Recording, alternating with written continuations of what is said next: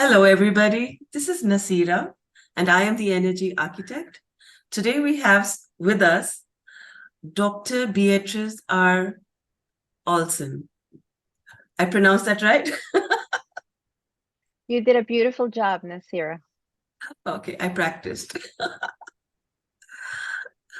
So, what can I say about you? You have done so much of work. Um, Dr. Beatrice R. Olson is endocrinologist and a metabolism doctor. And thank you so much for being here with us today on this podcast. It's an honor to have you. It is mine And too. thank you. I'm just going to give a introduction.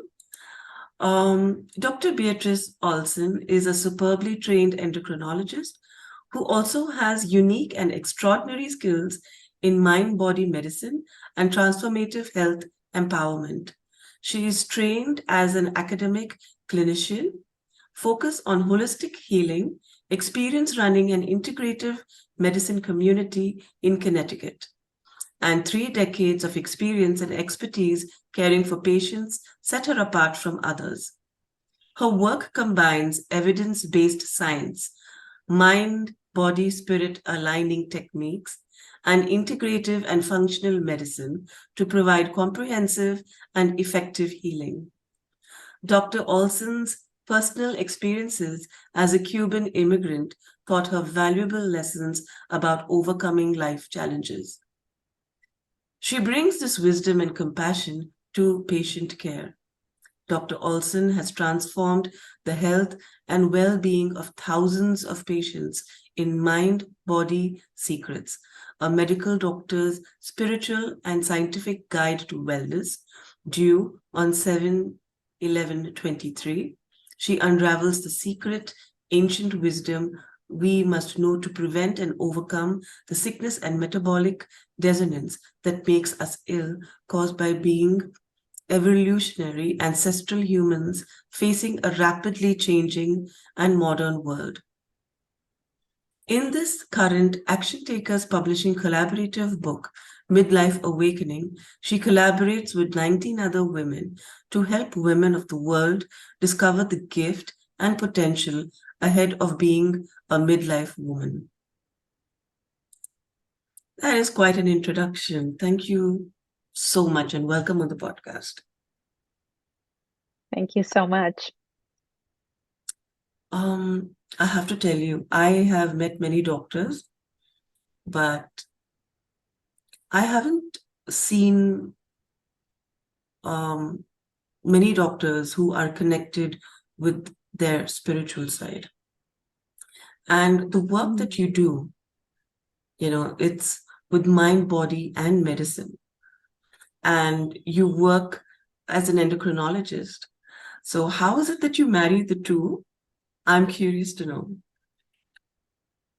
Yes. So I first, of course, learned through the conventional system because I'm in America. I went to medical school. I did internal medicine, endocrinology. I did research, and I did all these things.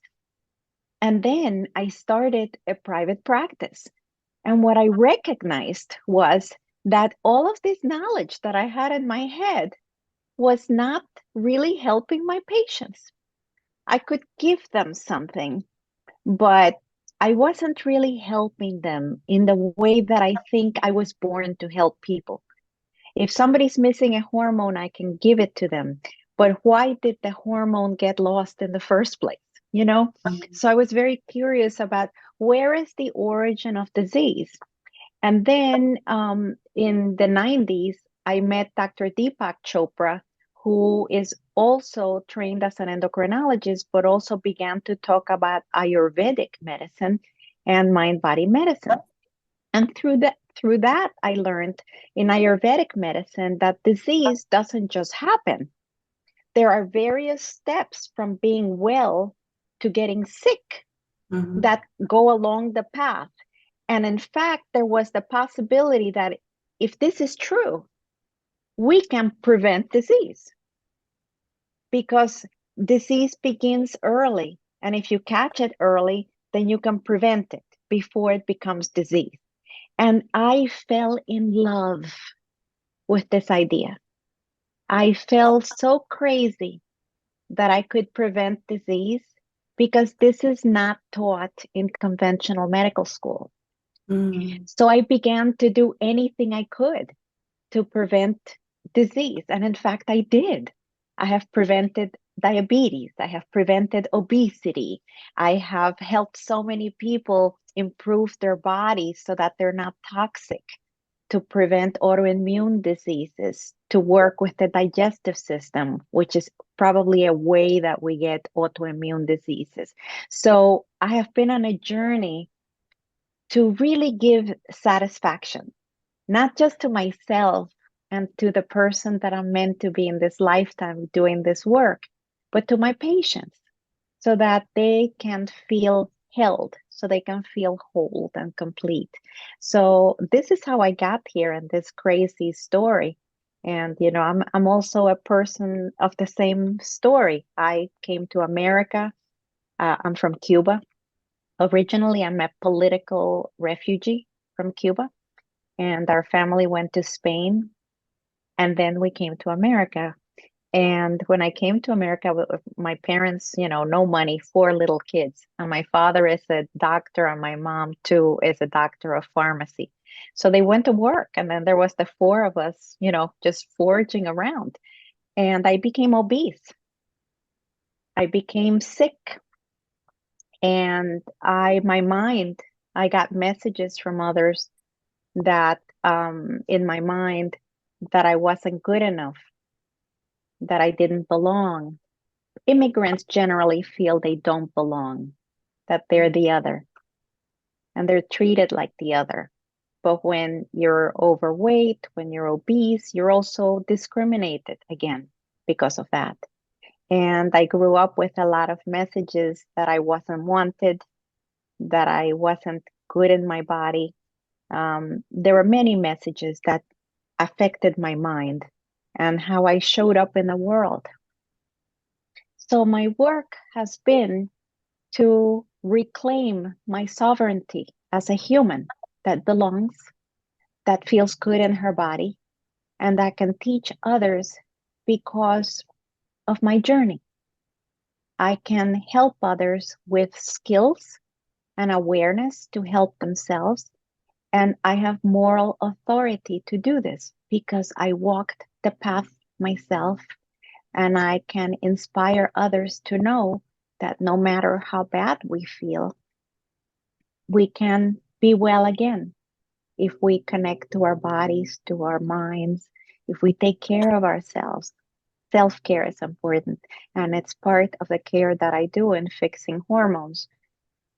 When the mind is not well, the hormones don't work well. And when the hormones don't work well, our metabolism doesn't work well. We don't feel well. Everybody walks around tired, fatigued, not feeling well. And if you go to the doctor, like me, I might give you a hormone that you might be missing, but you still continue to feel tired. Why is that? Why is it that we feel tired, even though presumably we're given what we need? And the truth is that we have to be integrated in our mind and in our bodies. We have to believe in ourselves to be able, and the innate healing capacity of our bodies to heal.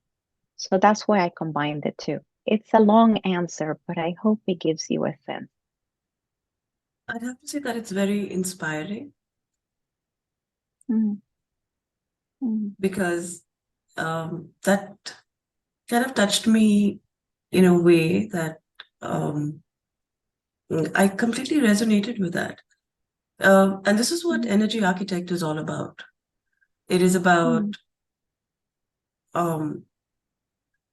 taking charge of your life and designing it in a way that you were meant to be. Not because somebody told you this, or because you had trauma in your life, or because you had a limiting self-belief or a mind block, whatever it is. We don't have to get stuck, but if we have the tools and if we are connected to healers and doctors and coaches like you, what happens then? People realize there's a shift in the mind from what is to what if. Mm. And that I is think when this they is get so true. unstuck. They get unstuck. Yes. And I think, please go go ahead. ahead. I was just going to add to that the fact that we women need to be connected with each other. Sometimes we go through things in life and we think that they're only happening to us when they're happening to all of us.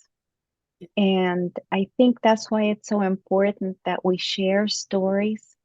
And even for this book that we're talking about, the midlife awakening, what I like about it actually is that women are sharing the stories of how they transitioned from from being at a younger stage to an older stage, but with wisdom, with a greater understanding. And as you say, Nasira, with letting go of those mindsets of the past so they can really be who they are as the wise women that we become when we transition in our midlife, taking advantage of that and sharing our stories so we know we're not alone. This is a woman's journey. This is a woman's problem, and we should all know Yeah. about it. And we can rewire our brains. We can completely do that. And that's why we have people like you on this podcast showing us how to do that, giving us the tools and telling us how we can overcome all of these. You know what I found absolutely amazing about what you spoke? So traditional doctors, I have seen that they really look at all of the symptoms, all of the external symptoms. Okay. But are looking, you're looking at the cause, the internal um, alignment and the spirit, what is that about? And how the transformation actually starts, it's actually an internal thing. It starts from the inside and then it comes to the outside. A lot of people approach it outside in, and that's true transformation if you look at it, because it's the core of you changes and you just become something that's so amazing. So I agree with you that any change that we're trying to make at a long-lasting, sustainable level has to come from an inner shift. Our old identity in the past needs to change to a new, fresh identity that really embodies, puts within our body the new beliefs, the new ideas, and the new behaviors. And I would add, Nasira, to the first question, which is very interesting in terms of where do you look, outside or inside? So there are real physical things that you need to look at the outside of the body. Okay. So there are times where the solution to the problem lies in feeling and seeing what the body manifestation is. But there are times where we're having soul distress, mind distress. We are feeling disconnected. We're feeling lonely. We're feeling rejected. And because we're rejected, we might feel angry. We might feel shame. So we isolate ourselves. And this comes out as a symptom. This takes a lot of energy. So this comes out as a symptom of fatigue. And most people are looking for a diagnosis. You want to have it's my patients love having a thyroid problem to explain why they are sad in their heads. Makes sense to and them. Yeah. Yeah. yeah, So I have to work together to put this together so that they know there is sadness in two places. And the lack of the thyroid could be magnifying the suffering of the mind. Do you understand? So sometimes we look in the outside, we feel it, but sometimes after we look in the outside, we don't see anything in the outside. Then obviously the problem is inside. So we have to go inside to really find out, okay, what's really happening with you? What is happening in your home? Oops. What is happening in your family? These are the things that we need to know to Yeah. take care of ourselves fully.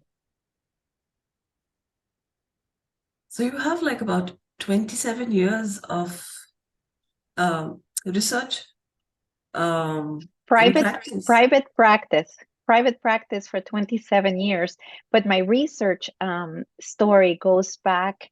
My first book that I published on energy expenditure, that means calories used, and menstrual cycles in women, was published in 1994. Wow. So I've been at this for a long time. You also have a large community. We were talking about that a little earlier.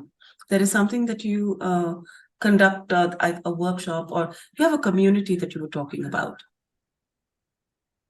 Well, there's different communities. What I created was a community that lasted 17 years, and it's called an integrative medicine community. What that means is that we ask healers from different traditions to come together once a month. So we learned from each other, how is it that they look at a particular problem? So if you go to an energy healer with a patient's problems, they might think there's a blockage in the chi, there's a blockage in the energy, and they might find other things. If you talk to somebody who's in Chinese medicine, there may be a problem with the spleen, which is a reflection of water. And other components that have to do with this. If you go to a naturopathic doctor, they are very good with nutrition, so they can describe there may be nutritional things that are going on that are affecting the problem. So we had different doctors that came once a month, and we presented a patient, and each one of us brought the patient. We presented what we thought was going on from our perspective, and then they would pipe in and then tell us what they thought would be good, so that we could find out. It's like we each do things. It's like, think of an elephant. So I always deal with the ear of the elephant. Another person deals with the trunk of the elephant. Another person deals with the body. But when you put all of these doctors and specialists and energy healers and massage therapists, chiropractors, all of these amazing people come together, what happens is that we see the whole elephant. Yeah, okay. Does Yeah, that make sense? I can see the picture in my mind. Yeah. Yes. So that's how integrative medical communities work. And because people learn to trust each other when there is something that cannot be healed energetically, because in fact they need a medical doctor to do something, they can call me on the phone and say, you need to see this patient, because they feel comfortable with, even though I'm a conventional doctor with different trainings, they feel comfortable calling me because they trust, and I trust what they have to say. And that's beautiful. That is That indeed helps beautiful. everyone. Yeah, yeah. So you are a healer in the truest sense. You were just like meant to do this. You're guided, aren't you? It's like you have a mission. I was, yes, I'm here. I'm here with a mission. During COVID, I thought I was going to die. So that was one of the impetuses for writing the book that is coming out, Mind Body Secrets. I felt if I died, Nasira, what would I regret that I didn't do? What are our regrets? And often in life, at the end of life, people ask themselves those questions.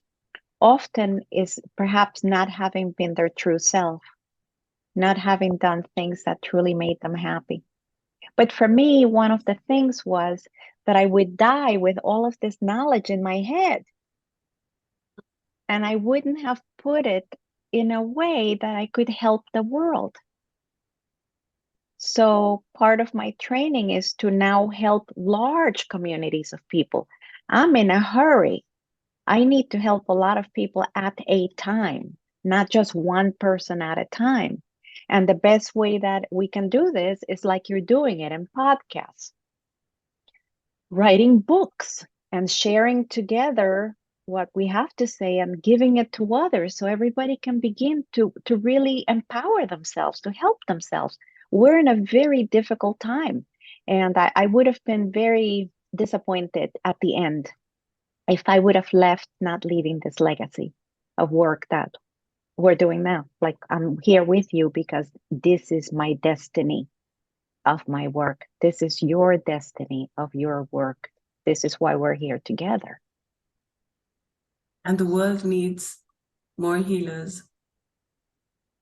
They need people to help them understand not just their physical being, but also their soul and spirit being. Absolutely, absolutely. I wanted to ask you, you are also a coach. Yes. Right. So you are a coach, you are a doctor, and you also do integrative medicine. How does your coaching help you, kind of stitch all of this together? When are you a That coach? is, When are you a coach? When are you a doctor? so in coaching, the advantage of my having learned women-centered coaching is the fact that I can cause transformations in health very rapidly. So instead of my telling you, you are here, you have a thyroid problem, take this pill to do it, I can say, okay, what is going on right now? What is the mindset of your diet? What is the mindset of your life? How can we improve this situation? How is it if you have a thyroid problem? Is this a voice problem? It also, you have a physical manifestation, but is this also because you're not expressing yourself? Is this because something else about you, the world is not hearing your voice? So are you inflamed? Are you angry? Is there something you're not saying? That's one level of the fifth chakra, which you all know, to work with. So if you're having, so by quickly identifying the mindsets and the roadblocks that the person has and how they're going about it, I can help them quickly to brainstorm what they might do differently that they could embrace, and then come up with a plan for them, and then be the accountable person that they're going to show that they made the difference. And that's what coaching is about allowing an individual to find their path and their way to move from where they're stuck to when they're not stuck, and empowering them to feel that they've done it themselves. That's the work of the coaching that is part of the medical thing, but it just makes things go much faster, very fast, actually. I So agree it's with you. very powerful. Yeah, that's a lovely combination, actually. There was also this thing that you mentioned about how we move to the higher aspects of our being, and how you connect Yes. your medical practice with that particular spiritual practice. So it would be very interesting to hear that from you. Yes. So we are all biologically made very close to monkeys. And our bodies are made truly to reproduce, to survive in scarcity where there is no food, and to be able to fight and run should something threaten our environment. Okay. So when we are in this biologic state, we are in flight and fight mode. Okay. So we're in survival mode. If we're in survival mode, we shut off our higher brain, our wiser brain, our more developed brain that we humans have. So, in order to access higher thinking, more creativity, and more solutions that make sense for us, we have to be calmer. And integrating our body involves doing pranayams, doing meditation, doing yoga, things that allow us to remove this just concentration in our minds of survival and connecting to the body. When we connect the mind and the body through breath, we're activating our calming nervous system, the vagus nerve. And when we activate the calming nervous system, we're able then to access our more developed conscious mind. And when we face a problem and we're connected to ourselves, we're more likely to take a moment, put it in perspective, and respond wisely. Whereas if we're not connected to that and we're in survival mode, we don't have access to that. So we're going to react. And a reaction is a quick action, but it's not necessarily the wisest option. So this is why it's so important that we make this effort.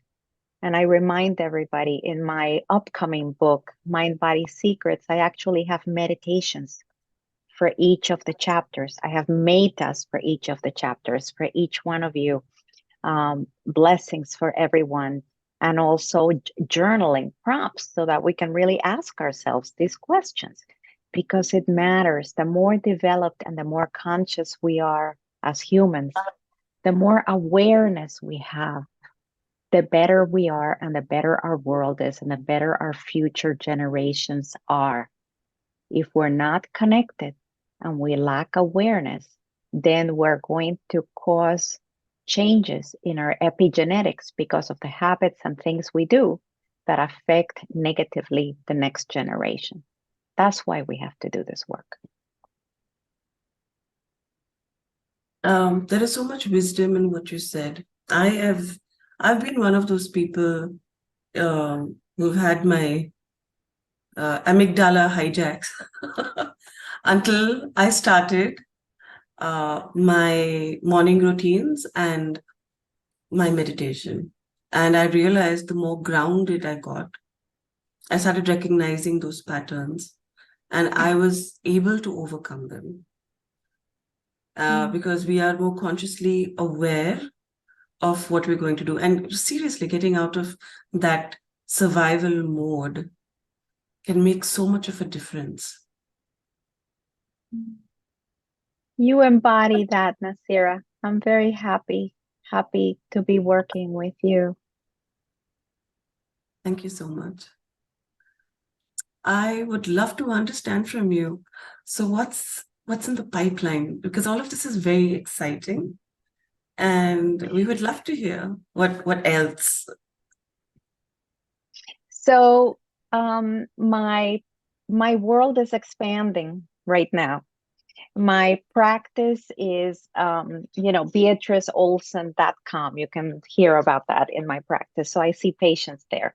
But now I'm expanding my practice to actually do group coaching and to do more personal coaching, because I realize that if I do this work that we're doing, but with groups, the groups help each other. Groups working together are very powerful, and we can grow even more together.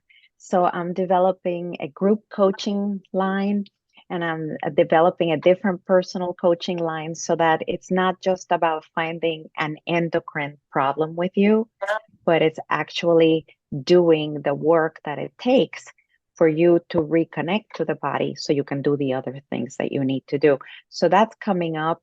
I have of course, we just have this beautiful midlife awakening book that just came out Yay. on Monday, the 26th, where I have a chapter here. We have my new book coming out on July 11th. And then my husband, who's an orthopedic surgeon, but also a mind body doctor, he and I are hoping to do some podcasts about mind body health, and try to help people in a different way, so that we are working with larger groups of time. We're creating summits I'm creating summits with other women healers, so that we can have in 2024 or 2025 a really great summit of Wow. great women leaders. So much is coming up. It's very, very exciting. I love the way this is, first of all, that's fantastic news. I love the way you're building this community and the way you inspire people to look beyond, and you change thousands of people's lives just through your wisdom because of all of the reflection. And it's a beautiful path to be in. I just wanted to congratulate you for the lovely work that you're doing. Well, thank you so much. And I'm just also in honor of being here with you, for you creating this beautiful podcast, and for you actually embodying the type of work that we're trying to do. Thank you so much for having me in your podcast. Thank you. It's an honor to have you, Dr. Beatriz. I'm sure a lot of people would love to reach out to you and understand the different modalities that you are bringing forth for people to understand not just their physical bodies, but also to understand their mind and their soul. Because you're doing absolute transformational work. It is my hope to do so, and I'm looking forward to another collaboration with you.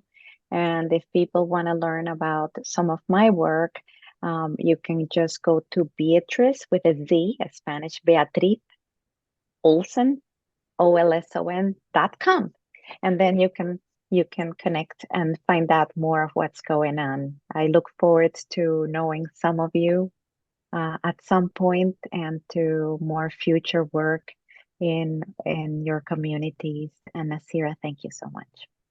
Thank you so much, Dr. Beatriz. It's been an honor having you today. And I'm sure a lot of people would love to reach out to you and understand more. Thank you, everybody, for watching us and listening to us. This is the Energy Architect, and I'm signing off. Bye-bye. Atma Namaste.